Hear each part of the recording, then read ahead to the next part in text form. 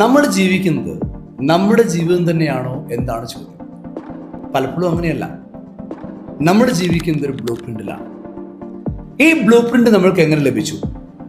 നമ്മുടെ ചിന്തകളുടെ, നമ്മുടെ കാഴ്ചപ്പാടുകളുടെ, നമ്മുടെ വിശ്വാസങ്ങളുടെ, നമ്മുടെ പ്രവൃത്തികളുടെ ഒക്കെ ഒരു ആകത്തുകയാണ് ഈ ബ്ലൂ പ്രിന്റ്.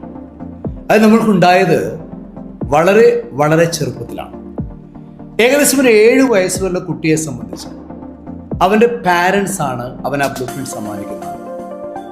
അവരുടെ പാരൻസ്, രക്ഷിതാക്കൾ പറയുകയാണ് പണം അതൊരു തിന്മയാണ്, അല്ലെങ്കിൽ എത്ര കഠിനാധ്വാനം ചെയ്തിട്ടും കാര്യമില്ല, വിജയിക്കണമെങ്കിൽ ഭാഗ്യം വേണം, അല്ലെങ്കിൽ തലവരെയാണ് ജീവിതം, അതൊക്കെ അങ്ങനെ പോവുള്ളൂ, തലവര പോലെ ജീവിതം പോവുള്ളൂ എന്നൊക്കെ നമ്മളോട് പറയുകയാണ്. നമ്മൾ എന്ത് ചെയ്യുന്നു? 7 വയസ്സുള്ള നമ്മുടെ പ്രശ്നം എന്താ?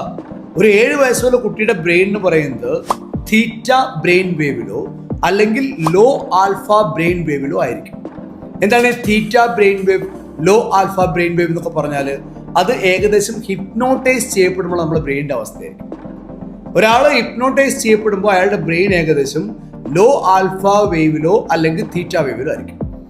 ആ സമയത്തിന്റെ കുഴപ്പം എന്താ വെച്ചാൽ അവിടെ കോൺഷ്യസ് ബ്രെയിൻ അഥവാ നമ്മുടെ ഫ്രണ്ടൽ ബ്രെയിനിന്റെ ആക്ടിവിറ്റി ഹൈപ്പോ ആയിരിക്കും, കുറവായിരിക്കും.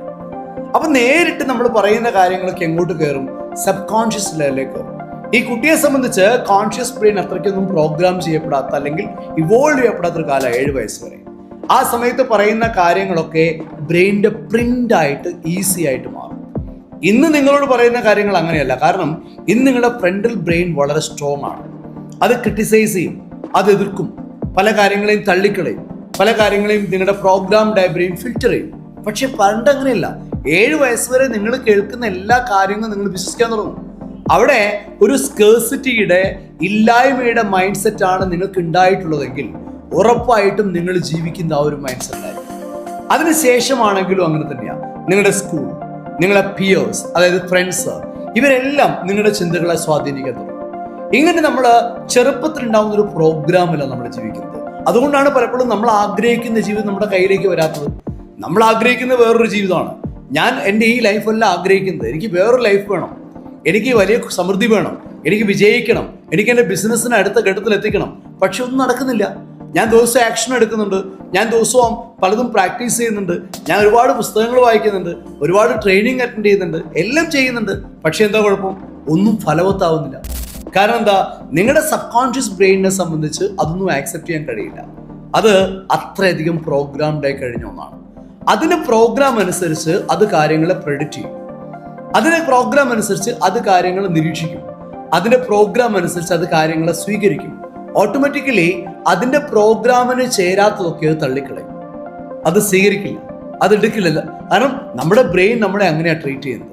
നമ്മൾ പരിശീലിപ്പിച്ച പോലെ കൊണ്ടു നടക്കും. അപ്പൊ ചെറുപ്പത്തിൽ വളരെ ശ്രദ്ധിക്കേണ്ട ഒരു കാര്യമുണ്ട്. എൻ്റെ ഈ വീഡിയോ കേൾക്കുന്ന പാരൻസിനോട് എനിക്ക് പറയാനുള്ളത്, നിങ്ങൾ കുഞ്ഞുങ്ങളോട് പറയുന്ന കാര്യങ്ങൾ വളരെ ശ്രദ്ധിച്ചു വേണം. അവരുടെ മനസ്സിലേക്ക് നിങ്ങൾ പകർന്നു കൊടുക്കുന്ന ചിന്ത ഉണ്ട് എന്ന ചിന്തയായിരിക്കണം. മണി ഒരു ഈവിളാണ്, പണം ഒരു തിന്മയാണെന്ന് കുട്ടികളെ പഠിപ്പിക്കാതിരിക്കുക. ലോകം മൊത്തം സ്കേഴ്സ് ആണ്, വളരെയധികം ദുർലഭമാണ് കാര്യങ്ങളെന്ന് പഠിപ്പിക്കാതിരിക്കുക.